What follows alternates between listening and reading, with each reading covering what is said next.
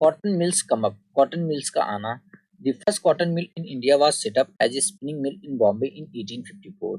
तो जो first cotton mill India में सेटअप हुई, कहाँ पे हुई? बॉम्बे में हुई 1854 में।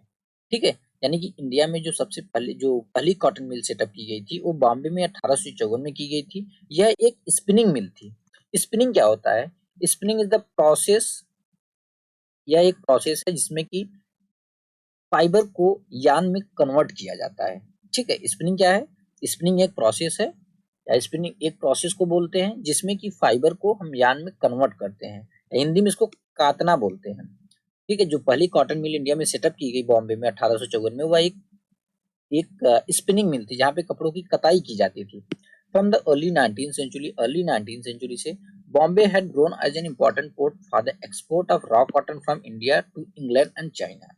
तो दोस्तों 19th सेंचुरी की शुरुआत से ही इंडिया से इंडिया से चाइना और इंग्लैंड को रॉ कॉटन एक्सपोर्ट करने के लिए जो बॉम्बे था वह एक बहुत ही इंपॉर्टेंट पोर्ट के रूप में ग्रो हो चुका था। It was close to the vast black soil tract of western India. जो बॉम्बे था वह वेस्टर्न इंडिया की वास्ट ब्लैक सॉइल ट्रैक्ट के बहुत ही क्लोज था, बहुत ही नियर बाय था, यानी कि बहुत नजदीक था। वेयर कॉटन वाज ग्रोन, जहाँ पे कॉटन को ग्रो किया जाता था या उगाया जाता था। ये वास्ट ब्लैक सॉइल ट्रैक्ट का मतलब एक पट्टी थी, एक बहुत बड़ी पट्टी थी ब्लैक सॉइल की, कहाँ पे? वेस्टर्न इंडिया में की। ठीक है, यानी वेस्टर्न इंडिया की जो वास्ट ब्लैक सॉइल ट्रैक्ट था जहाँ पे कॉटन को ग्रो किया जाता था, मुंबई जो था उसके बहुत ही करीब था। When the cotton textile mills came up they could get supplies of raw material with ease. तो दोस्तों हमने क्या देखा कि जो वेस्टर्न इंडिया का वास्ट ब्लैक सॉइल का जो ट्रैक था, ये जो पट्टी थी, बॉम्बे इसके बहुत ही क्या था? करीब था, बहुत ही नजदीक था। तो जब बॉम्बे में वहां पे कॉटन टेक्सटाइल बनने लगी, कॉटन टेक्सटाइल मिल बनने लगी, यानी कि जब वहां पे कॉटन टेक्सटाइल मिल स्टेब्लिश होने लगी, तो उनको जो रॉ कॉटन का सप्लाई था आसानी से मिल जाता था। ठीक है, जैसे यहाँ पे फिगर 10 में आप देख सकते हो कि ये फिगर 10 है। Workers in A cotton factory, ये एक कॉटन फैक्ट्री है। सिरका 1900 की ईयर 1900 की पिक्चर है। Most workers in the spinning department were women. देखो स्पिनिंग डिपार्टमेंट में ज्यादातर जो वर्कर्स होती थी वो क्या? वुमेन्स होती थी। यहाँ पे अगर आप देखोगे सारी की सारी आपको वुमेन्स दिख रही है, सारे लोग यहाँ पे क्या है? वुमेन्स हैं। तो स्पिनिंग डिपार्टमेंट में लगभग 90% लोग क्या होते थे? वुमेन्स होते थे, औरतें होती थी। While workers in the weaving department were mostly men. जबकि वहीं पे अगर हम वीविंग डिपार्टमेंट में देखें जहाँ पे कपड़ों को बुना जाता था, वहां पे कौन होता था? वहां पे मेन होते थे, मोस्टली वहां पे आदमी लोग होते थे। By 1900 over 84 mills started operating in Bombay. तो दोस्तों 1900 तक या 1900 तक आते आते लगभग 84 मिल्स, कितनी? 84 मिल्स ऑपरेट करना स्टार्ट हो गए, कहाँ पे? बॉम्बे में। Many of these were established bye Parsi and Gujarati businessman. इनमें से बहुत सारा किसके द्वारा बहुत सारी जो कॉटन मिल्स थी किसके द्वारा इस्टेब्लिश की गई थी? ज्यादातर पारसी और गुजराती बिजनेसमैन के द्वारा। Who had made their money through trade with China. जो कि ये पारसी और जो गुजराती बिजनेसमैन थे, इन्होंने क्या किया था? इन्होंने चाइना के साथ ट्रेड करके काफी सारा पैसा जो है कमा चुके थे लोग। Mills came up in other cities too. अब अदर सिटीज में भी मिल्स स्टैब्लिश होती हैं। The first mill in Ahmedabad was started in 1861। तो दोस्तों अब अहमदाबाद में जो पहली मिल स्टार्ट हुई, बॉम्बे की बात, जो पहली मिल अहमदाबाद में, मतलब दूसरी सिटी की बात है यहाँ पे हो रही है।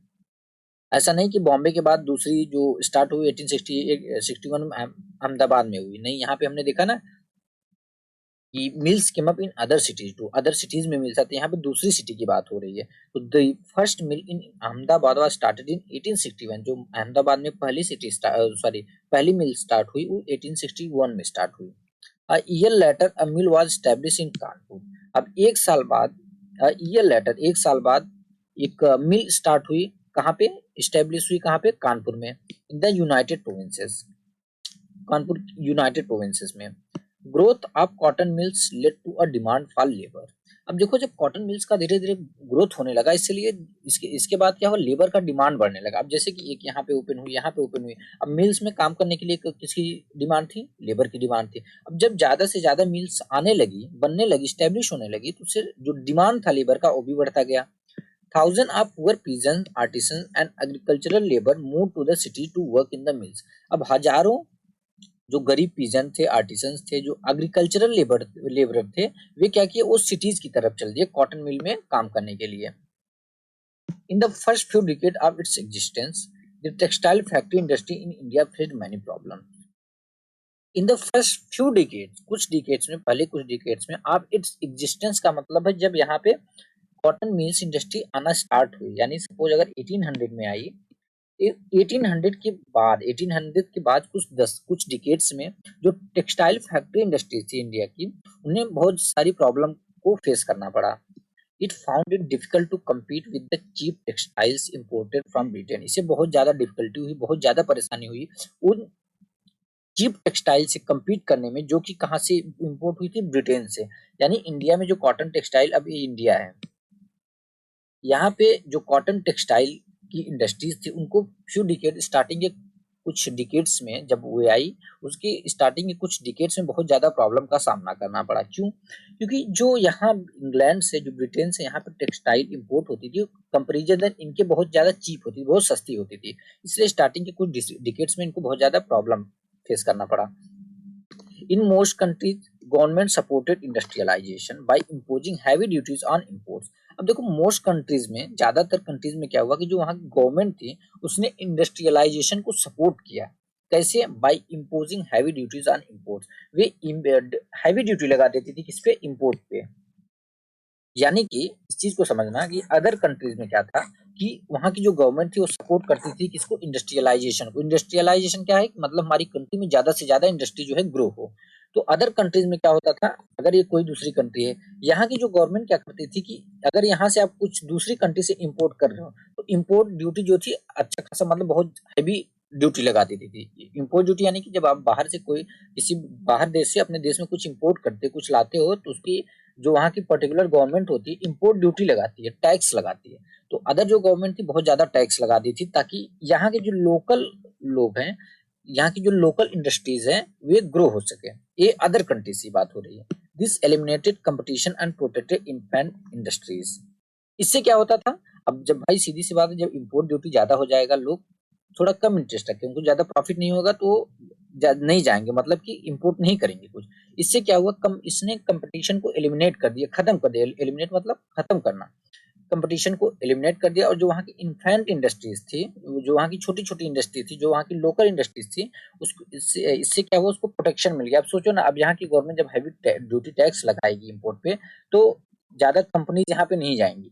तो अब जो यहाँ के लोगों की जो जरूरत है, जो यहाँ पे इंडस्ट्री बनी हुई है, जो कॉटन, जो कपड़े आएंगे, जो यहाँ के लोगों की जरूरत है, वो इन्हीं मिल से लेंगे, इन्हीं इंडस्ट्री से लेंगे। पहली चीजें हो, ये प्रॉफिट हो गया। दूसरा एक चीज और इससे हुआ, क्या हुआ कि जो कंपटीशन था एलिमिनेट हो गया। अब पहले अगर ये लोग आते, इससे क्या होता है, जो यहाँ की लोकल इंडस्ट्री थी उनको कम्पीट करना पड़ता कि इनसे, जो बाहर से आ रहा है, जो बाहर से माल आ रहा है, उस माल से इनको क्या होता, कम्पीट करना पड़ता था। इससे क्या हुआ कि जब गवर्नमेंट ने इंडस्ट्रियलाइजेशन को सपोर्ट करते हुए इंपोर्ट पे हैवी इंपोर्ट ड्यूटी लगा दिया, तो इससे क्या हो, कंपटीशन एलिमिनेट हो, कंपटीशन खत्म हो गया। पहला। दूसरा की जो इन्फेंट इंडस्ट्रीज थी उनको प्रोटेक्शन मिला। The colonial government in India usually refuse such protection to local industry, but India में तो दोस्तों इसका उल्टा था। इंडिया में जो कॉलोनियल गवर्नमेंट थी, जो ब्रिटिश गवर्नमेंट थी, ईस्ट इंडिया कंपनी की जो गवर्नमेंट थी, उसने ऐसा कुछ भी नहीं किया।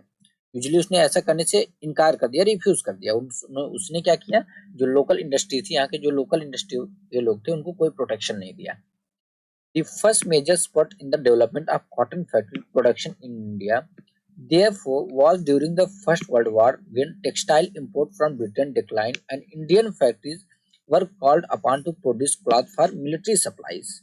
स्पट क्या होता है? स्पट मतलब एक लहर सा आ जाना। लहर द सेंस, अभी मान लो पहले इनको कोई ऑर्डर नहीं मिल रहा था, जो यहाँ की इंडस्ट्रीज थी इंडिया को, इनको कोई भी ऑर्डर नहीं मिल रहा था, बट ये का एक बहुत ज्यादा ऑर्डर मिलने लगा। किसका? कपड़ों का। देखते हैं कब। तो जो सबसे पहला मेजर स्पट आया किसमें, इंडिया की जो कॉटन फैक्ट्री इंडस्ट्री थी, उनके प्रोडक्शन में जो सबसे पहला मेजर स्पट आया, कब आया? Was during the first world war. यह फर्स्ट वर्ल्ड वॉर के दौरान आया। When textile import from Britain decline, जब ब्रिटेन से टेक्सटाइल इंपोर्ट जो था वो डिक्लाइन हो गया, मतलब बहुत कम हो गया। यानी कि ब्रिटेन से जो टेक्सटाइल इंपोर्ट होता था अब बहुत ही कम होने लगा। क्यों? क्योंकि फर्स्ट वर्ल्ड वॉर में क्या हुआ कि जो भी इनका सप्लाई था, मतलब ब्रिटेन जो भी कपड़े बनाता था, जो वो कहाँ पे चल गया, मिलिट्री सप्लाई के लिए फर्स्ट वर्ल्ड वॉर में चला गया, वहां पे भेज दिया गया। उसके बाद भी कम पड़ गया, तो इसलिए Indian factories were called upon two produce cloth for military supplies. वहां पे मिलिट्री सप्लाई की जरूरतों को पूरा करने के लिए इंडियन फैक्ट्रीज को डिमांड आई कि इंडियन फैक्ट्रीज का जो प्रोडक्शन है, टेक्सटाइल प्रोडक्शन है, उसको और बढ़ाया जाए।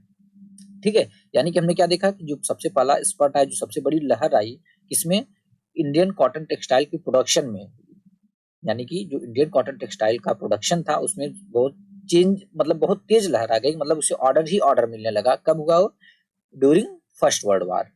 क्योंकि उस टाइम ब्रिटेन का जो भी मतलब टेक्सटाइल होता था वो कहाँ पे इंपोर्ट हो रहा था, कहाँ पे जा रहा था, फर्स्ट वर्ल्ड वॉर में। जहाँ पे फर्स्ट वर्ल्ड वॉर हो रहा था वहां पे जा रहा था मिलिट्री सप्लाईज को पूरा मतलब फुलफिल करने के लिए। और उसके बाद जो वहां पे फुलफिल नहीं हुआ केवल ब्रिटेन से ही, इंडिया की फैक्ट्री से भी आया कि इंडिया की जो अदर लोकल इंडियन फैक्ट्रीज है वहां से भी कपड़े को प्रोड्यूस करके भेजा जाए मिलिट्री सप्लाई के लिए। The sword of Tipu Sultan and wootz steel. Sword मतलब होता है तलवार, the sword of Tipu Sultan की तलवार, और वुड स्टील।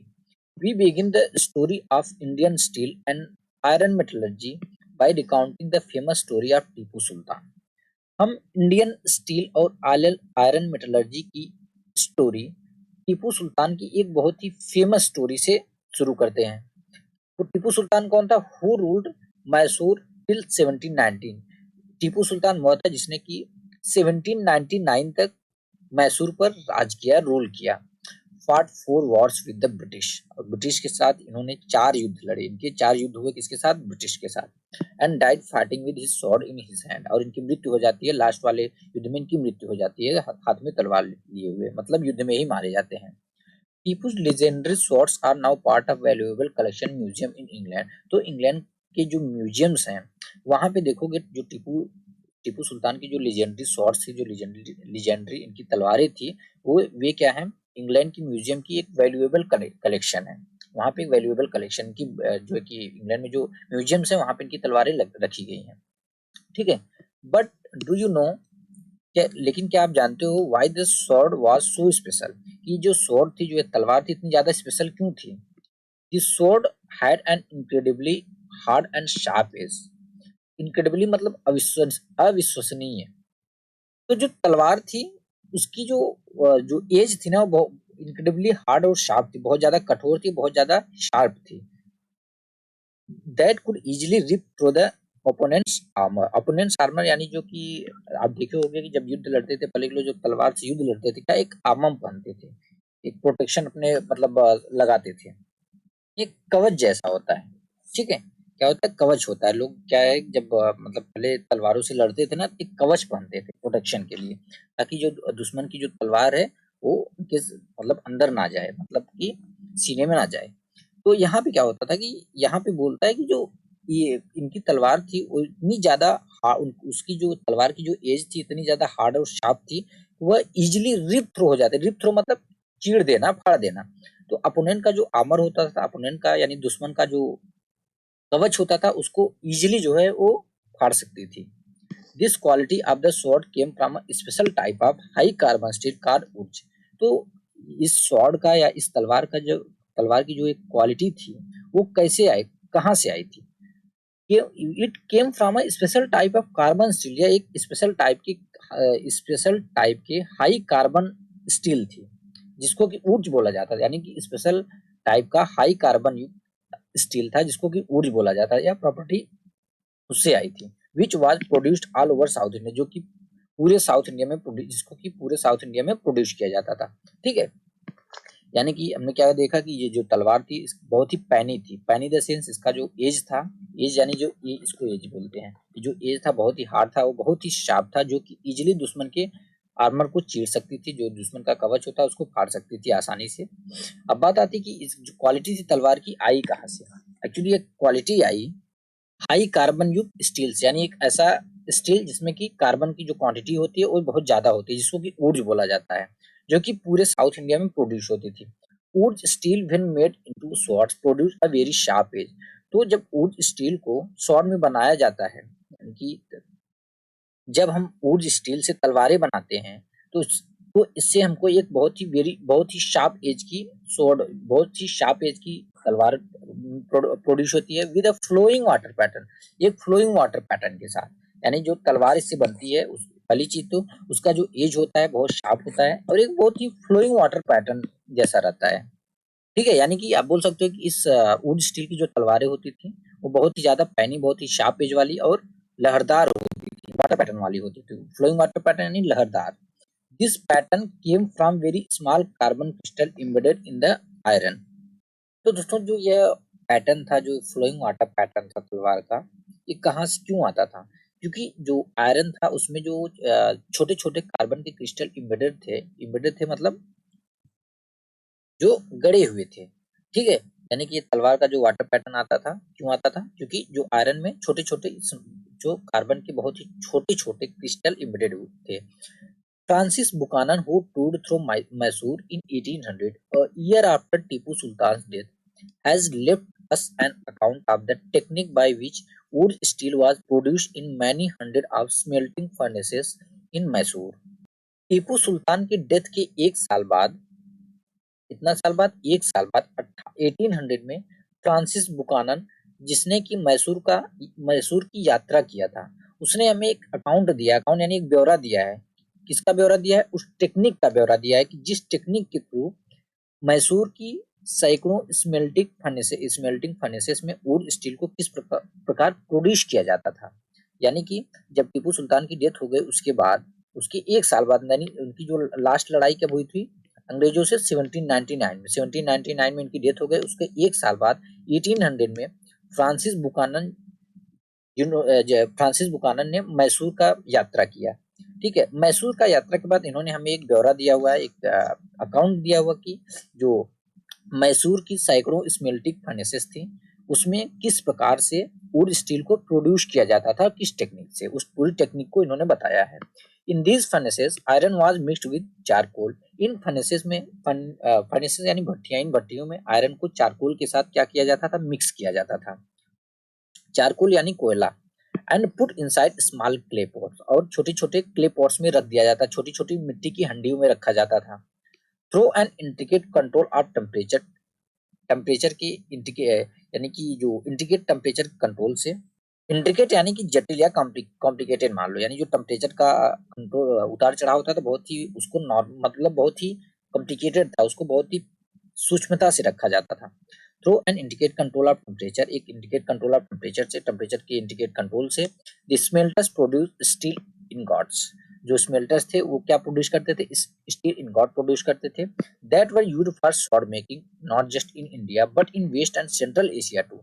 तो उस स्टील इनगॉट को किस लिए यूज किया जाता था? वो इसकी स्टील इनगॉट का इस्तेमाल या यूज स्वॉर्ड मेकिंग में किया जाता, तलवार को बनाने में उन स्टील इनगॉट्स का उपयोग किया जाता। केवल इंडिया में ही नहीं किया जाता था, वह वेस्ट और सेंट्रल एशिया में भी किया जाता था।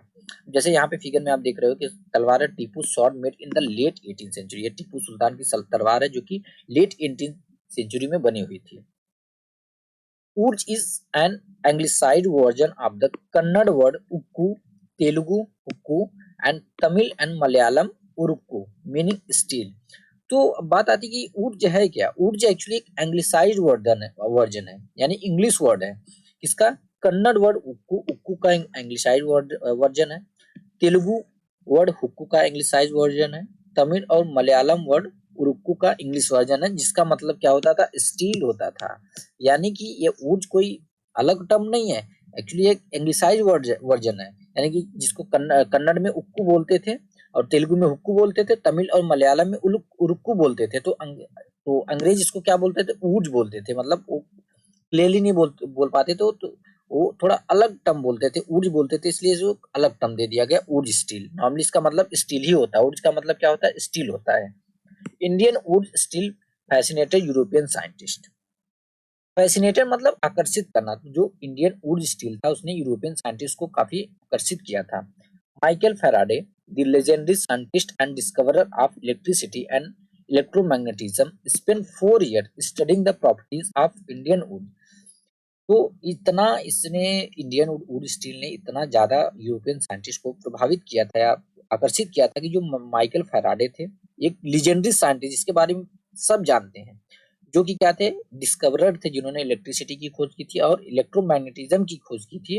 उन्होंने 4 साल बिताए थे इंडियन वुड की स्टील की प्रॉपर्टी को स्टडी करने में 1818 टू 1822 तक।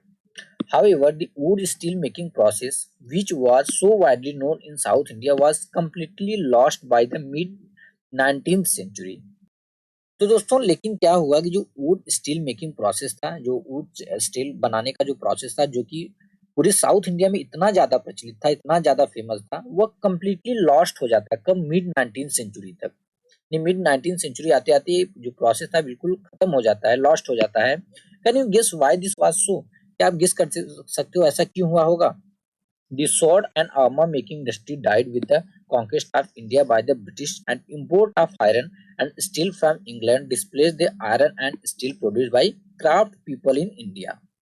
तो दोस्तों जो स्वॉर्ड और आर्मर मेकिंग इंडस्ट्रीज थी, जहाँ पे तलवारें और आर्मर यानी कि जो कवच बनता था, वे इंडस्ट्रीज डाइड हो जाती यानी खत्म हो जाती कब, जब ब्रिटिश ने जब ब्रिटिश ने इंडिया को जीत लिया। यानी कि जब इंडिया को किसने अपने कब्जे में कर लिया, ब्रिटिशर्स ने, तब जो यहाँ की लोकल स्वॉर्ड और आर्मर मेकिंग इंडस्ट्री थी एकदम बिल्कुल खत्म हो जाते हैं। क्यों? क्योंकि जो स्टील था, स्टील अब कहाँ से इंपोर्ट हो रहा था, ब्रिटेन से हो रहा था। यानी कि अब ये इंडिया है। यहाँ की स्टील और आर्मर इंडस्ट्रीज क्या थी, पहले क्या होता था कि जो भी तलवारें बनती थी या जो भी आर्मर बनता था तो यहीं पे बनता था। ठीक, अब क्या होने लगा, यहाँ यहाँ से स्टील लिया जाता था। ठीक है, अब क्या होने लगा कि ये स्टील कहाँ से आता था, ब्रिटेन से आता था, इंग्लैंड से आता था। अब यहाँ की जब स्टील नहीं जाएगी, सीधी सी बात है यहाँ की जो इंडस्ट्री है वो खत्म होगी। ठीक है, तो the sword and armour making industry died with the conquest of India by the British. यानी कि जब जो स्वॉर्ड और आर्मर मेकिंग इंडस्ट्री थी वो खत्म हो जाती है जब ब्रिटिश ने इंडिया पे कब्जा कर लिया। And import of iron steel from England displace the iron steel produce by craft people in India. और जो इम्पोर्ट था स्टील का, सॉरी जो स्टील था वो किसको पहले, यानी कि यहाँ के लोकल क्राफ्ट पीपल जो थे, यहाँ के जो लोकल कारीगर थे इंडिया के, वे लोग स्टील प्रोड्यूस करते थे। बट अब क्या होने लगा कि अब ये जो स्टील था वो इंग्लैंड से आने लगा। अब यहाँ से कोई स्टील नहीं, जो यहाँ के क्राफ्ट पर्सन थे, यहाँ के जो कारीगर थे, उनसे कोई स्टील नहीं ले रहा था, अब सीधे वो ब्रिटेन से आ रहा था, इंग्लैंड से। अबंडन फर्नेसेस इन विलेजेस, गांव की अबंडन भट्टियां। Production of wootz steel required a highly specialised technique of refining iron. तो दोस्तों वुड स्टील के प्रोडक्शन के लिए आयरन को रिफाइन करने की हाईली स्पेशलाइज्ड टेक्निक की जरूरत पड़ती थी। But iron smelting in India was extremely common till the end of the 19th century. But दोस्तों इंडिया में till the end of the 19th century, 19th century के अंत तक जो स्मेल्टिंग था, आयरन स्मेल्टिंग था, वो एक्सट्रीमली कॉमन था in Bihar and central India. Bihar और सेंट्रल इंडिया में in particular every district, particularly Bihar और सेंट्रल इंडिया के हर डिस्ट्रिक्ट में had smelter that used local deposit of ore to produce iron. यानी कि बिहार और सेंट्रल इंडिया के एवरी डिस्ट्रिक्ट में स्मेल्टर्स होते थे, दो की जो कि लोकल डिपॉजिट ओर का जो लोकल डिपॉजिट होता था उसका यूज करते थे आयरन को प्रोड्यूस करने के लिए। फिर उस आयरन क्या क्या, क्या करते थे, was widely used for the manufacture of implement and tool of daily use.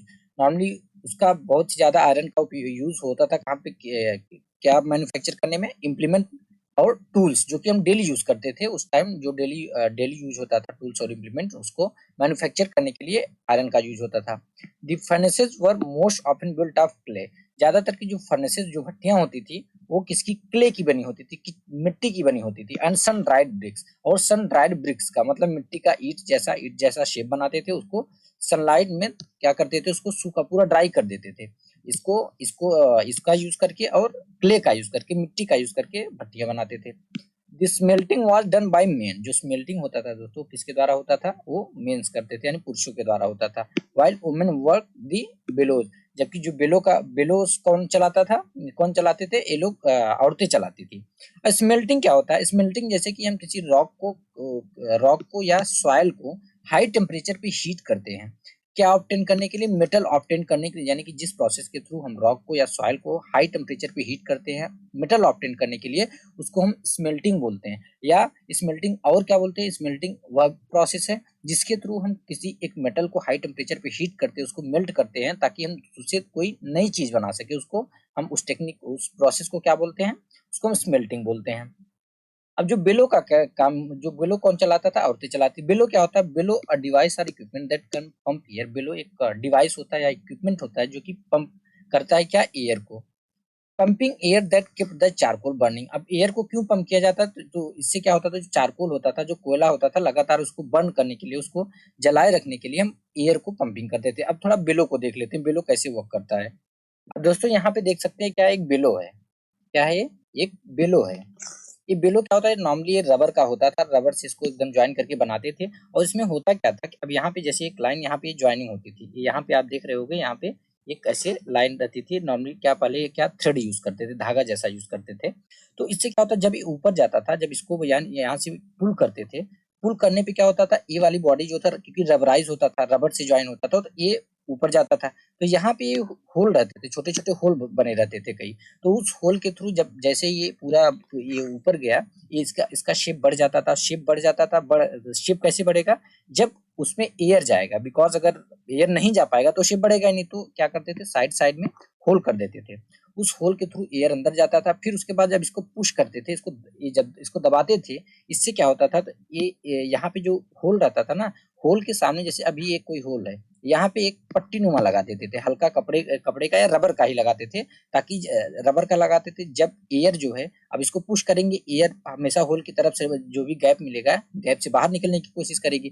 But अब यहाँ क्या होता था, जो होल होते थे उसके सामने अंदर की साइड क्या पट्टी, थोड़ा पट्टी जैसा लगा देते थे, या रबर का ही एक लाइक कवरिंग लगा देते थे। अब जैसे एयर जब पंप करता है, एयर मतलब क्या करता है, जो हल्का चीज होता है उसको अपने साथ लेके जाता है। अब ये वाला जो हल्का चीज एयर अपने साथ लेके जाती थी, बट ये क्या होता था, ऊपर ज्वाइंट होता था और होल पे ही आके लग जाता था। यानी होल पे जब जैसे ही लगेगा तो वहां से एयर की सप्लाई बंद हो जाएगी, यानी एयर बाहर अब जो है कि नहीं निकल पाएगी। अब एयर जब इसी प्रकार सारे होल में ऐसा ही होता था, तो एयर बाहर नहीं निकल पाती थी। बट यहाँ से क्या होता था, एक लाइन नुमा रहती थी, एक मतलब ओपनिंग रहता था, और इस ओपनिंग का जो इंड होता था दोस्तों, वो वहां पे चारकोल के पास रहता था। तो उसी ओपनिंग से प्रेशराइज एयर निकलती थी, और जिससे क्या होता था, चारकोल जो है लगातार जो है कि बर्न होता था। अब जैसे यहाँ पे फिगर 12 में देख सकते हैं कि आयरन स्मेल्टर्स ऑफ पालामऊ बिहार, पालामऊ जो कि बिहार के, यहाँ पे आयरन स्मेल्टिंग हो रही है। तो यहाँ पे देखो बिलो, यहाँ पे ये देखो जो आपको ये दिख रहा है क्या है, ये बिलो वाला है। ये बिलो का जैसे ऊपर पुश करते हैं तो ओपन होता है, फिर इसको पुल करते हैं तो नीचे जाता है। तो यहाँ पे भी देखो बिलो, हर जगह पे ये बिलो दिख रहा है, और यहाँ पे फर्नेसेस दिख रही है, यहाँ पे जैसे क्या है, भट्टी है। ठीक है। अब यहाँ पे फिगर 13 में देख रहे हैं, a village in central India where the Agarias a community of iron smelters live. यह एक विलेज है जो कि सेंट्रल इंडिया का, जहाँ पे अगारिया कम्युनिटी होती थी। कम्युनिटी किसकी, आयरन स्मेल्टर्स की, जो आयरन को स्मेल्टिंग करते थे, उनकी एक कम्युनिटी थी, अगारिया कम्युनिटी के लोग हैं यहाँ पे। Some communities like the Agarias specialised in the craft of iron smelting. तो आयरन स्मेल्टिंग के क्राफ्ट में, आयरन स्मेल्टिंग के कारीगरी में, जो अगारिया जैसे जो कुछ कम्युनिटी थी जो कि स्पेशलाइज होती थी। In the late 19th century a series of famine devastated the dry tracts of India। तो एक इन द लेट 19th सेंचुरी में क्या हुआ दोस्तों, 19th सेंचुरी के अंत में, कि ये कई सीरीज में एक फेमिन्स आए, कई सीरीज में क्या हुआ, सूखा पड़ा। जो जितने भी ड्राई ट्रैक्ट थे इंडिया के, जो भी सूखे वाले इलाके थे, जो ऑलरेडी मतलब जहाँ पे पानी की कमी थी, वो एकदम खत्म हो जाते हैं। इन central India many of the Agariya iron smelters stopped work. तो क्या हुआ कि सेंट्रल इंडिया में बहुत सारे अगारिया कम्युनिटी के जो लोग थे, जो स्मेल्टर थे, उन्होंने काम करना बंद कर दिया। डिजर्टेड दिया, डिजर्ट मतलब छोड़ दिया, अपने गांव को छोड़ दिए। एंड माइग्रेटेड, और माइग्रेट हो गए, क्यों, looking for some other work to survive the hard times. अपने इस हार्ड टाइम को, इस बुरे टाइम को में सर्वाइव करने के लिए वो दूसरी जगह माइग्रेट हो गए। A large number of them never work there furnaces again. इनमें से बहुत सारे लोग कभी भी अपने फर्नेसेस पे फिर से काम नहीं किए। By the late 19th century, however, the craft of iron smelting was in decline. But दोस्तों लेट 19th सेंचुरी के आते आते, यानी लेट 19th सेंचुरी के आते आते क्या हुआ कि जो आयरन स्मेल्टिंग की कारीगरी थी वो डिक्लाइन हो रही थी। इन मोस्ट विलेजेस, ज्यादातर गांव में, फर्नेसेस फेल इनटू डिसयूज। जो फर्नेसेस थे वो डिसयूज हो गए, मतलब छोड़ दिए गए।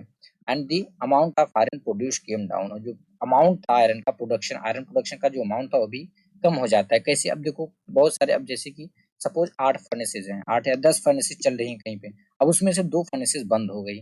तो अब 8 जो 10 फर्नेसेस से जो पहले आयरन का प्रोडक्शन होता था, कि अब क्योंकि 2 बंद हो चुकी हैं, तो 8 से जो प्रोडक्शन होगा ऑब्वियसली कम होगा। तो वैसे बहुत सारी भट्टियां बंद हो गई थी, इसलिए जो आयरन का प्रोडक्शन था वो बहुत ही कम होने लगा। व्हाई वाज दिस सो, ऐसा क्यों हुआ था। One reason was the new forest law that you have read about chapter. पहला एक रीजन तो ये था जिसके बारे में हमने फॉरेस्ट लॉ पढ़ा था। फॉरेस्ट लॉ जो इम्प्लीमेंट किया गया था, किसने इम्प्लीमेंट किया था, जो नए नए कानून लाए थे फॉरेस्ट लॉ के अकॉर्डिंग, कंपनी ने जो कानून लेके आए थे, जो एक्ट लेके आए थे, इसके लिए पहला रीजन तो ये था। When the colonial government prevented people from entering the reserve forest, how could the iron smelter find would for charcoal. अब आप खुद सोचो, अगर कॉलोनियल गवर्नमेंट ने लोगों पर रोक लगा दी कि आप जो है कि रिजर्व फॉरेस्ट में तुम एंट्री नहीं कर सकते, तो इस केस में जो आयरन स्मेल्टर्स हैं वो चारकोल के लिए लकड़ी कहाँ से लाएंगे, कहाँ से पाएंगे। Where could they get iron ore. अब उन्हें आयरन ओर कहाँ से पा सकते थे। Defying forest law. अगर मान लो डिफाइंग मतलब पालन ना करना, मान लो कभी उन्होंने फॉरेस्ट लॉ को पालन नहीं किया। They often enter the forest secretly and collected. कभी कभी मान लो कि फॉरेस्ट लॉ को डिफाई करते थे, उनका जो भी लॉ था उसको पालन नहीं करते थे और वो सीक्रेटली चोरी छुपे इंटर कर जाते थे जंगल में और लकड़ियां कलेक्ट कर लेते थे। But they could not sustain their occupation on this basis for long. But दोस्तों यानी कि इस तरीके से, यानी सीक्रेटली जंगल में जाना और लकड़ियां कलेक्ट कलेक्ट करना, इस प्रोसेस को अपना जो ऑक्यूपेशन था, जो अपना व्यवसाय था, उसको सस्टेन लंबे टाइम तक इस बेसिस पे सस्टेन नहीं कर सकते थे। मैंने गिव अप देयर क्राफ्ट। बहुत सारों ने अपनी क्राफ्ट जो कारीगरी थी स्मेल्टिंग की उसको छोड़ दी। And looked for other means of livelihood. और जिन अपने लाइवलीहुड के लिए दूसरा स्रोत देखने लगे, दूसरा साधन अपने जीवन को चलाने के लिए देखने लगे। In some area the government did grant access to the forest. तो बहुत सारे एरियाज में, चलो पहला तो हमने ये देख लिया कि उन्होंने फॉरेस्ट लॉ ला दिया, हमने ये भी देखा था कुछ उन्होंने रिजर्व फॉरेस्ट भी बोल दिया था। तो कुछ एरिया में गवर्नमेंट ने थोड़ा एक्सेस किया था, उनको ग्रांट एक्सेस दिया था, यानी कि थोड़ा सा उनको एंट्री दिया था कि आप जा सकते हो, ठीक है, यानी कि फॉरेस्ट में आप एंटर कर सकते हो। बट दी वहाँ पे प्रॉब्लम क्या थी, the iron smelter had to pay very high tax to the forest department for every fine and days. But इसके लिए दोस्तों जो आयरन स्मेल्टर्स होते थे उनको बहुत ही हाई टैक्स पे करना पड़ता था, किसको, जो जंगल जो फॉरेस्ट डिपार्टमेंट होता था। अब जैसे कि मान लो एक कोई फॉरेस्ट हो गया, इसमें मान लो कॉलोनियल गवर्नमेंट ने उनको बोल दिया कि हाँ तुम इंटर कर सकते हो। बट इसके लिए इनको क्या होता था, इनकी अगर 3 भट्टियां हैं, तीनों भट्टियों के लिए अलग अलग से इनको हाई टैक्स पे करना पड़ता था फॉरेस्ट डिपार्टमेंट को। उसके बाद वहां से आप जो भी लकड़ी चाहिए थी या जो भी आपको चाहिए था वहां से ला सकते हो। बट ये टैक्स बहुत हाई था। This reduce their income. इससे इनका इनकम रिड्यूस होगा। सीधी सी बात, जब इनकम रिड्यूस हो जाएगा तो उनका इंटरेस्ट कम होगा। तो moreover by the late 19th century iron and steel was being imported from Britain. But दोस्तों क्या हुआ कि by the late 19th century, 19th century के अंत तक या 19th सेंचुरी के अंत में आते आते आयरन और स्टील कहाँ से इंपोर्ट होने लगा था, ब्रिटेन से। Iron smiths in India began using the imported iron to manufacture utensils and equipment. और जो आयरन स्मिथ यानी जो लोहार थे, जो लोकल लोहार थे कहाँ के, इंडिया के, वे क्या किए, वे अब आयरन जो आयरन इंपोर्ट होता था कहाँ से, ब्रिटेन से, उनको यूज करते थे, उनका यूज करते थे यूटेंसिल और इम्प्लीमेंट को मैन्युफैक्चर करने के लिए। This inevitably lower the demand for iron produced by local smelters.